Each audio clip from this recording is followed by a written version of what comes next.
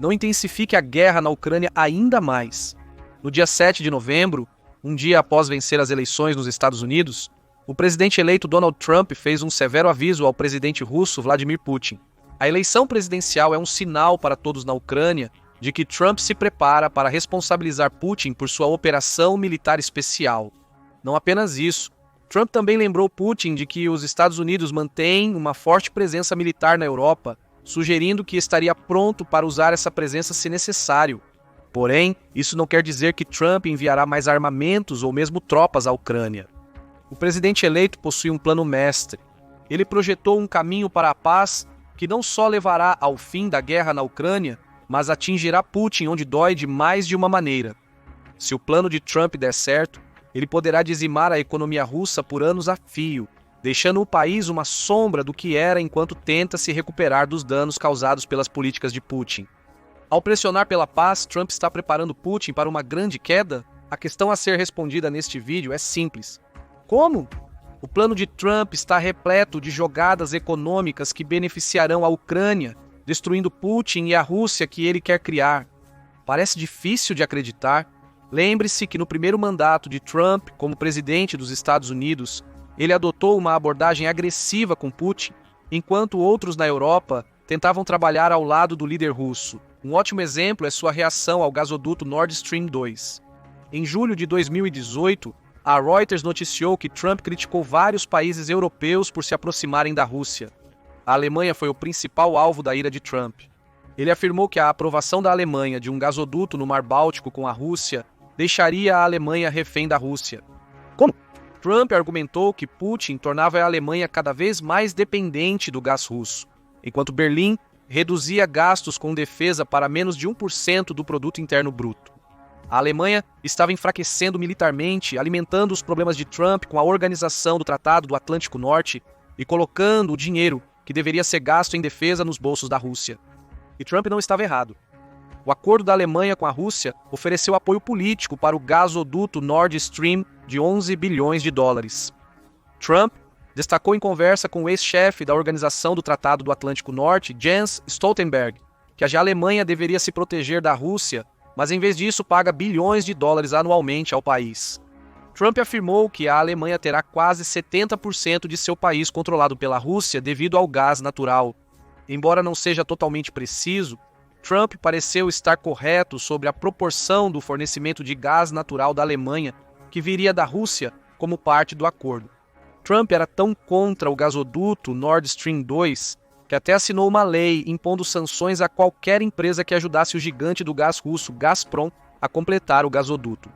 Segundo a British Broadcasting Corporation, em dezembro de 2019, os Estados Unidos veem o projeto como uma ameaça à segurança europeia. Ironicamente, a União Europeia se uniu à Rússia ao condenar veementemente a decisão de Trump. Os Estados Unidos chegaram a um acordo sobre o gasoduto com a Alemanha e a Rússia em julho de 2021, após a saída de Trump do cargo. Em menos de um ano, Putin invadiu a Ucrânia. A oposição de Trump ao gasoduto Nord Stream 2 era sensata. Ele previu que o acordo permitiria à Rússia controlar grande parte do suprimento de gás natural da Europa. A invasão da Ucrânia por Putin resultou em contas de gás e eletricidade mais altas em grande parte da Europa, forçando a União Europeia a fazer uma reviravolta constrangedora em suas políticas em relação a Putin. Os preços da eletricidade e do gás natural dispararam desde 2021. O gás passou de uma taxa tributada de cerca de 14 centavos por quilowatt-hora para um pico de quase 25 centavos na segunda metade de 2022. A eletricidade seguiu o mesmo padrão. O preço por quilowatt-hora subiu de cerca de 22 centavos para entre 30 e 31 centavos em 2024. Trump previu isso. Ele alertou a Europa sobre os perigos de se aliar à Rússia quase 4 anos antes de Putin lançar sua operação militar especial e também se opôs diretamente às operações russas fora dos Estados Unidos. Meses antes de comentar sobre o gasoduto Nord Stream 2, Trump aprovou o uso de força contra contratados militares russos, um eufemismo para grupos mercenários na Síria. A Batalha de Fevereiro de 2018 teria envolvido os Estados Unidos. Uma grande força russa e pró-regime sírio se aproximou de uma base americana estabelecida com uma onda de ataques aéreos.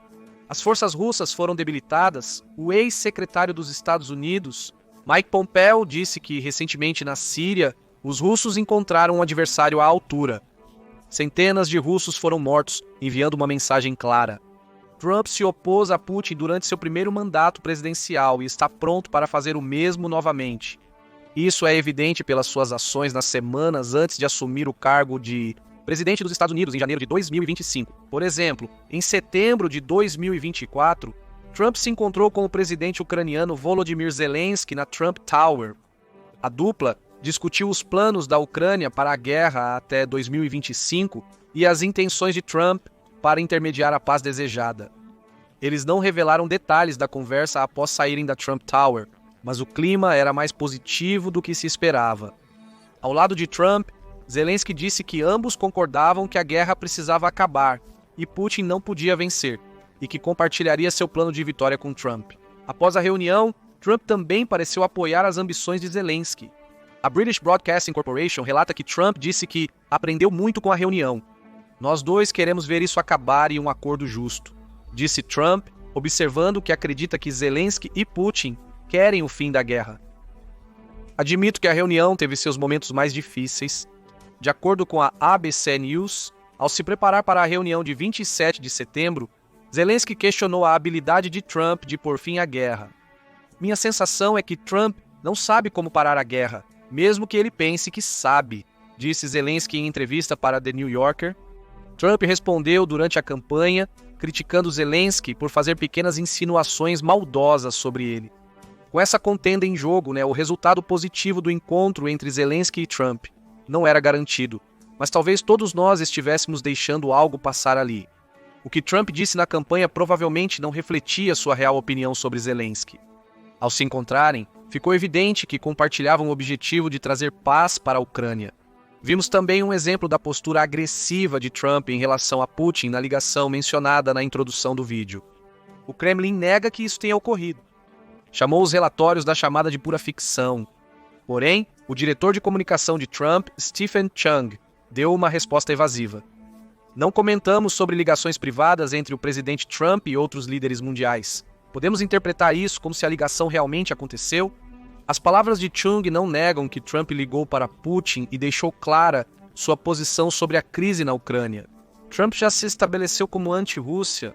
Então, qual é o plano mestre de Trump que supostamente causará o colapso da Rússia e que ele apenas espera a oportunidade para executar? Trump já nos disse, ele quer alcançar a paz entre Ucrânia e Rússia o mais rápido possível.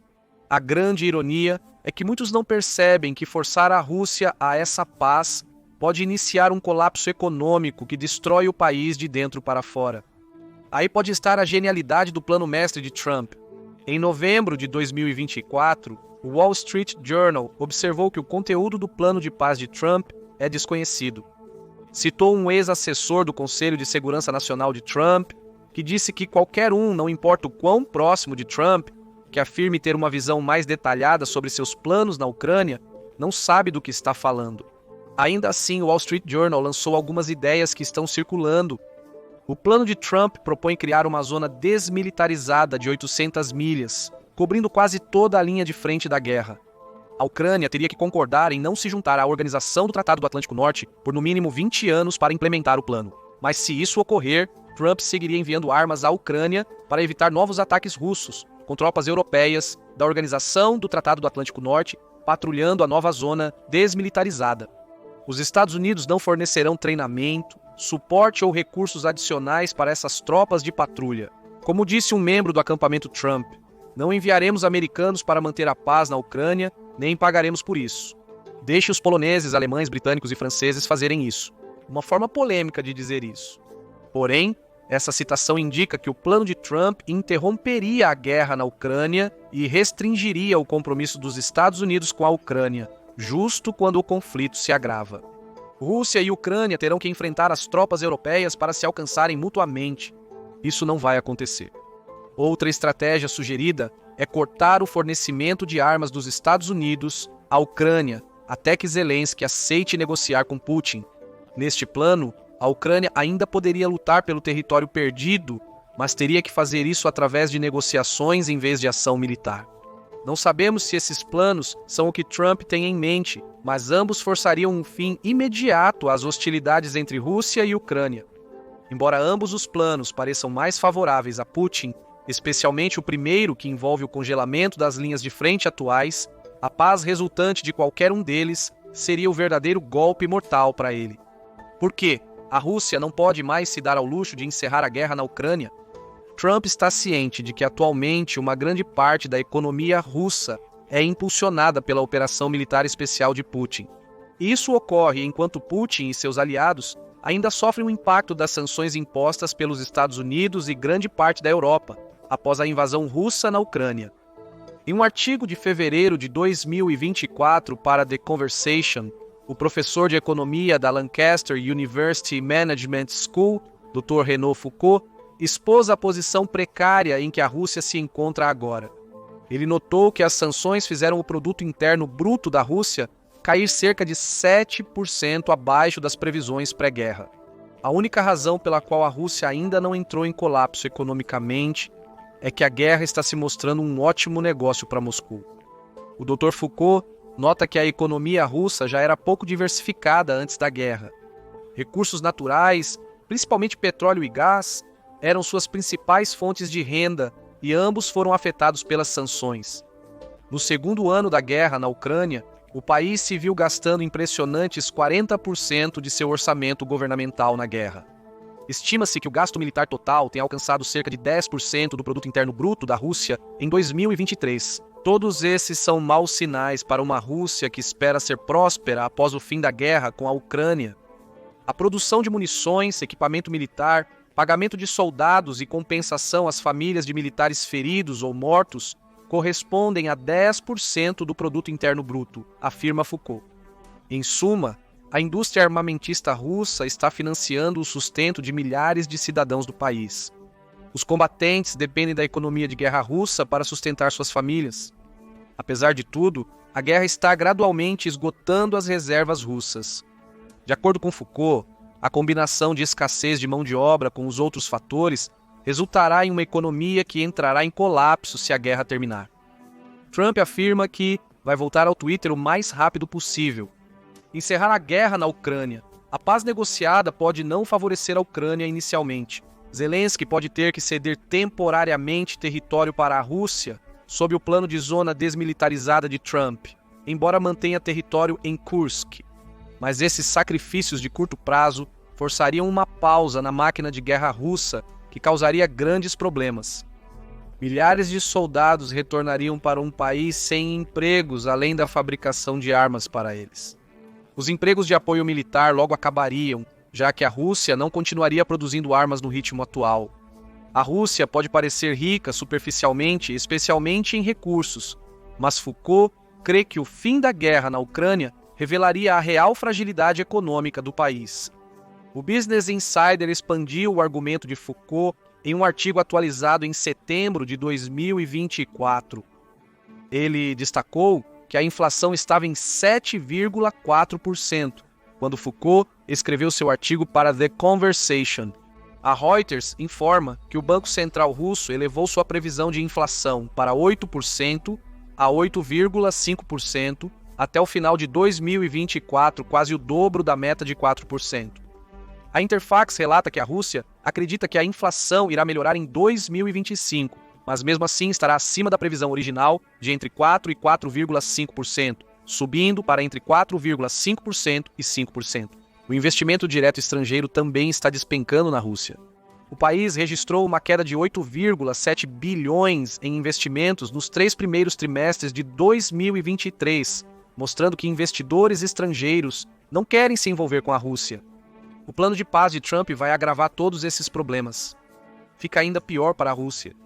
Em outubro de 2024, The Hill e o Atlantic Council publicaram artigos sugerindo que a economia russa está em risco de superaquecimento a ponto de implodir. The Hill apontou que a Rússia já está se esgotando com a guerra na Ucrânia, mesmo tendo se transformado em uma economia de guerra. Seu produto interno bruto nominal, o valor total de bens e serviços produzidos, está em apenas 2 trilhões de dólares. Pode parecer um número enorme até você perceber que o produto interno bruto nominal dos Estados Unidos é de 29 trilhões de dólares. The Hill chama Putin de desprovido de dinheiro, alegando que suas únicas opções são implorar à sociedade em geral para fazer concessões ao seu regime em troca dos recursos que a Rússia fornece ou continuar com a guerra. A última é a escolha mais provável de Putin, pois ele sabe que a primeira é improvável. O colapso econômico aguarda se a guerra terminar, que é onde o plano de paz de Trump pode ser um golpe de mestre. O artigo do Conselho Atlântico também apresenta um cenário sombrio para Putin. Putin está encurralado devido à guerra, segundo a afirmação. Continuar implicaria mais sanções e um aprofundamento em um complexo militar industrial que já consumiu a economia russa. Mas terminar a guerra poderia ser ainda mais prejudicial.